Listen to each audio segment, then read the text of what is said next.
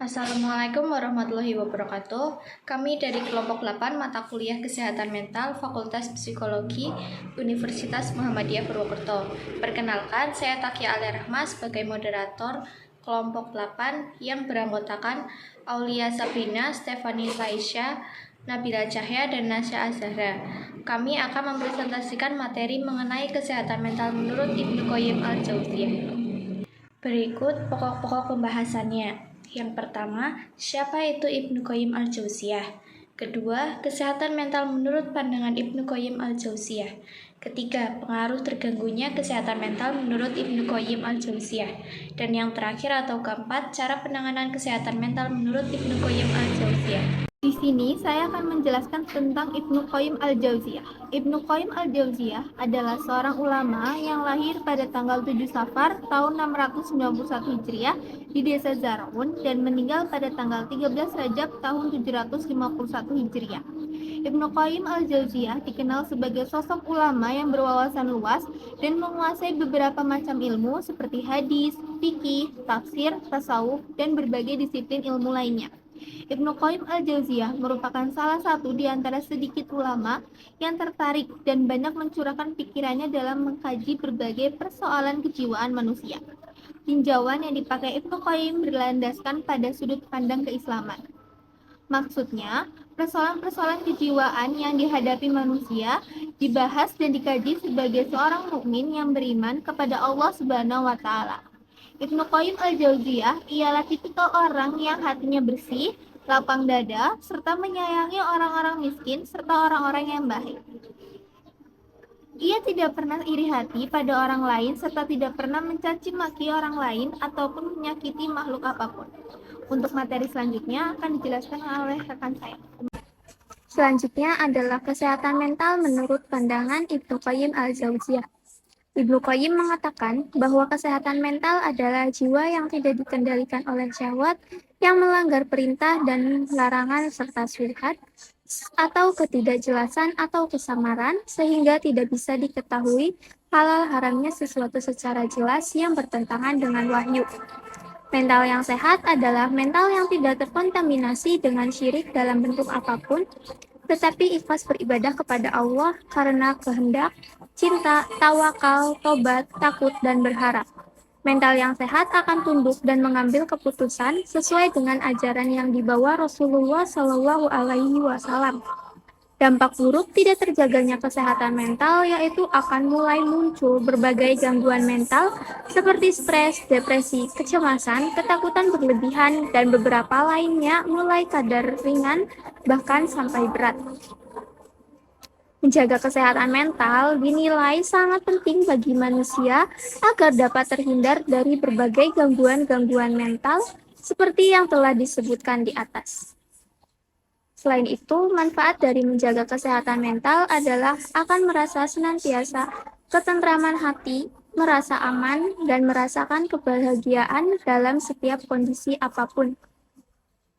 Ibnu Qayyim menjelaskan dengan mengawali menggunakan pendekatan mengklasifikasi keadaan hati manusia karena jiwa memiliki relevansi yang erat dengan hati. Di dalam hati merupakan epicentrum bagaimana keadaan jiwa manusia bersemayam.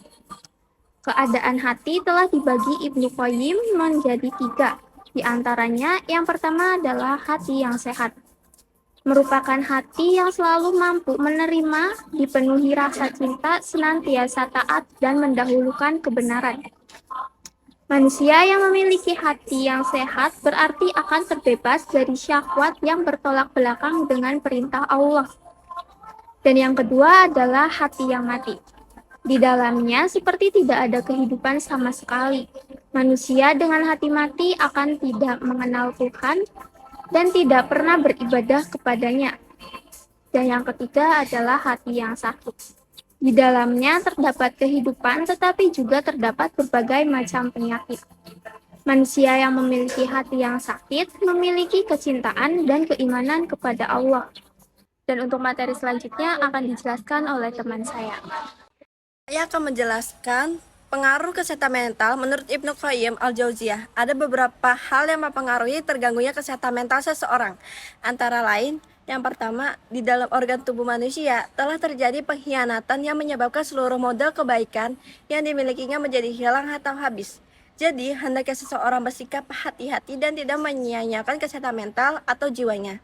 Berkaitan dengan konsep kejiwaan dan permasalahannya, Ibnu Qayyim berpendapat bahwa hati adalah penggerak, pengendali, pemberi instruksi utama terhadap organ tubuh manusia. Jadi timbulnya gangguan kejiwaan dikarenakan hati yang sakit. Beliau menegaskan pula bahwa penyebab utama hati yang sakit adalah hawa nafsu, kemudian pindah ke organ tubuh. Selanjutnya yang kedua, kosongnya hati atau jiwa mengenal kecintaan dan kerinduan kepada Allah Subhanahu wa taala. Sehingga ketika jiwanya kering dan nilai spiritual, maka akan mudah dikuasai hawa nafsu sehingga hati menjadi sakit atau mati. Hawa nafsu mengajak kepada sikap durhaka dan mendahulukan kehidupan duniawi, sedangkan Allah Subhanahu wa taala mengajak hambanya agar takut kepadanya dan menahan diri dari keinginan hawa nafsu. Yang ketiga, adanya penyakit hati yang ditandai dengan melekatnya penyakit kebodohan, syubhat, serta keraguan sekaligus penyakit syahwat dalam diri seseorang. Namun beberapa tanda-tanda tersebut tidak bisa dirasakan oleh orang-orang yang bersangkutan. Jenis penyakit ini tidak bisa disembuhkan oleh siapapun kecuali oleh para rasul serta pengikutnya. Madarij al-Salikin Baina Manazil Iyyaka na'budu wa iyyaka nasta'in, Beirut al-Kutub al-Arabi 1972, termasuk jenis penyakit yang besar dikarenakan kebodohan serta hawa nafsu telah menghalangi terhadap yang bersangkutan untuk menyadari penyakit tersebut. Oleh karenanya jenis penyakit ini tidak bisa disembuhkan oleh siapapun kecuali oleh para rasul serta pengikutnya. Dan yang terakhir, keempat, adanya penyakit hati yang menimbulkan sakit seketika seperti sedih, gundah, resah, serta marah. Penyakit ini terkadang bisa hilang dengan obat-obat alamiah, seperti dengan menghilangkan sebab-sebabnya. Sebagaimana terkadang hati merasa sakit dengan sakit yang dirasakan oleh badan. Sedemikian juga, badan ia sering merasa sakit dengan sakit yang dirasakan oleh hati. Oleh karenanya, dikatakan jika dia telah sembuh dari marahnya. Jika musuh hati sedang menguasai, maka hal itu bakal menyakitinya. Namun jika ia membelahnya, maka hatinya bakal sembuh. Dalam pandangan Ibnu Qayyim, rasa marah hanya bakal menyakiti hati, sementara obatnya hanya dengan meredakan kemarahan tersebut. Jika seseorang mengobati rasa amarah dengan cara yang benar, maka dia akan sembuh dari penyakitnya. Namun jika ia mengobatinya dengan kezaliman serta kebatilan, niscaya penyakit tersebut bakal semakin bertambah. Begitu juga dengan kegundahan, kegelisahan, serta kesedihan. Untuk mengobati itu semua ialah dengan cara mencarikan hal yang berlawanan dengannya, yakni dengan kesenangan serta kegembiraan. Jika hal itu diobati dengan benar, maka hati bakal menjadi sembuh serta sehat. Namun jika diobati dengan cara yang batil, maka penyakit tersebut bakal terus bersemayam serta menyelinap di dalam diri yang bersangkutan. Dan yang terakhir yakni kebodohan. Ia termasuk penyakit yang menyiksa hati. Di antara manusia ada yang mengobatinya dengan ilmu-ilmu yang tidak bermanfaat, sedang ia mempercayainya jika dengan ilmu-ilmu tersebut bisa menghilangkan penyakitnya. Namun sejatinya hal itu hanya bakal menambah penyakit lain. Tetapi hati tidak mau mempedulikan sakit yang membebani hatinya. Oleh karena itu, Rasulullah menganjurkan untuk mengobati penyakit kebodohan tersebut dengan ilmu-ilmu yang bermanfaat, supaya bisa menjadikan hati sembuh serta semakin sehat. Materi selanjutnya akan dibahas oleh teman saya. Saya akan menjelaskan cara penanganannya. Ada beberapa cara penanganan kesehatan mental menurut Ibnu Qayyim al-Jauziyah. Di antaranya yaitu yang pertama, Al-Quran sebagai terapi penyakit hati. Di dalam Al-Quran terdapat penjelasan serta bukti-bukti nyata yang menerangkan tentang hal yang benar serta hal yang salah. Melalui Al-Quran, manusia bisa melihat segala sesuatu dengan keadaan yang sebenarnya. Oleh karena itu, Al-Quran termasuk obat yang sebenar-benarnya dari berbagai syubhat serta keraguan. Pertama, kontekstualisasi Al-Quran sebagai media yang bisa menyembuhkan penyakit syubhat, di mana Ibnu Qayyim berpendapat jika sebaik apapun ahlul kalam serta selainnya tidakkah sanggup melebihi apa yang ada di dalam Al-Quran. Kedua, Al-Quran menjadi media terapis bagi penyakit syahwat, yakni Ibnu Qayyim menjelaskan jika hawa nafsu diciptakan ada pada diri manusia guna menjaga eksistensi hidupnya. Tanpa nafsu, manusia tidak bakal bisa hidup. Nafsu untuk makan minum, nafsu untuk menikah, nafsu untuk membangun suatu bangunan, dan lain sebagainya. Yang kedua yaitu muhasabah diri, yaitu introspeksi diri terhadap kebaikan dan keburukan pada semua aspek, yang meliputi aspek ibadah, aspek pekerjaan, dan aspek usia. Secara etimologis, muhasabah merupakan bentuk masdar atau bentuk dasar dari kata hasaba yuhasibu, yang kata dasarnya hasaba yasibu atau yahsubu yang berarti menghitung. Orang akan mau melakukan muhasabah karena keyakinan bahwa Allah Subhanahu wa Ta'ala akan menghitung amal semua hambanya. Jika amal seseorang baik, maka akan mendapatkan balasan dari Allah kebaikan juga. Dan sebaliknya, jika amalan seseorang itu buruk, maka balasan yang buruk juga dari Allah Subhanahu wa Ta'ala. Yang ketiga, ada menjalani psikoterapi Islam. Pengetahuan tentang psikoterapi sangat berguna untuk satu, membantu penderita untuk memahami dirinya, mengetahui sumber-sumber psikopatologi serta kesulitan penyesuaian diri, dan memberi perspektif masa depan yang lebih cerah dalam kehidupan jiwanya. Yang kedua, yaitu membantu penderita dalam menentukan langkah-langkah praktis serta pelaksanaan terapinya. Sampai saat ini, sebagaimana dikemukakan Atkinson, terdapat 6 teknik psikoterapi yang dipakai oleh para psikiater ataupun psikolog.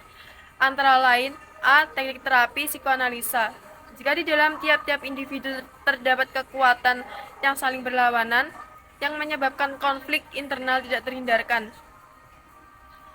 Yang B, yaitu teknik terapi. Perilaku teknik ini memakai prinsip belajar untuk memodifikasi perilaku individu. Antara lain desensitisasi, sistematik, flooding, penguatan sistematis, pemodelan, pengulangan perilaku yang pantas, serta regulasi diri perilaku. Yang C, ada teknik terapi kognitif. Perilaku teknik modifikasi perilaku individu serta mengubah keyakinan maladaptif. Yang D, teknik terapi humanistik.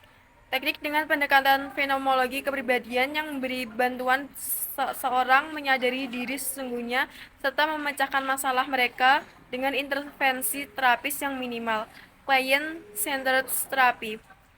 Yang E, ada teknik terapi integratif, yakni memilih teknik terapi yang paling tepat untuk klien tertentu.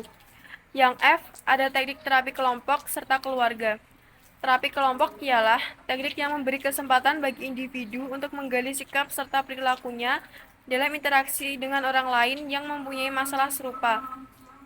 Sedangkan terapi keluarga ialah bentuk terapi khusus yang membantu pasangan suami istri ataupun hubungan orang tua anak untuk mempelajari cara yang lebih efektif untuk berhubungan satu sama lain serta untuk menangani berbagai masalahnya.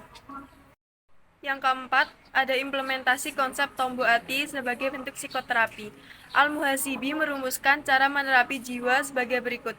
Yang pertama yaitu seranglah kemarahanmu dengan kesabaranmu, kelalaianmu dengan tafakurmu, kelupaanmu dengan kesadaranmu. Yang kedua, tawadu yang paling utama serta mulia ialah engkau memandang jika dirimu tidak punya kelebihan di atas siapapun serta memandang jika setiap orang yang engkau lihat oleh hati serta batin berada di atas darimu. Yang ketiga, serta tawadu lainnya yakni sujud kepada Allah Subhanahu wa Ta'ala. Ada beberapa cara implementasi psikoterapi Islam dalam menangani masalah kejiwaan. Di antaranya ada membaca ayat-ayat Al-Quran, penyucian diri, pengajian Al-Quran, serta Al-Hikmah. Dari materi yang sudah dijelaskan sebelumnya dapat disimpulkan bahwa Ibnu Qayyim menjelaskan bahwa penyakit mental merupakan penyakit yang disebabkan karena terdapat jiwa yang tidak dikendalikan oleh syahwat yang melanggar perintah dan larangan. Konsep Ibnu Qayyim dalam menjaga kesehatan mental memiliki tingkat keefektifan tinggi dalam ketinjauan perspektif Islam dan ilmu psikologi. Sekian presentasi dari kelompok kami. Mohon maaf apabila ada kata yang salah. Wassalamualaikum warahmatullahi wabarakatuh.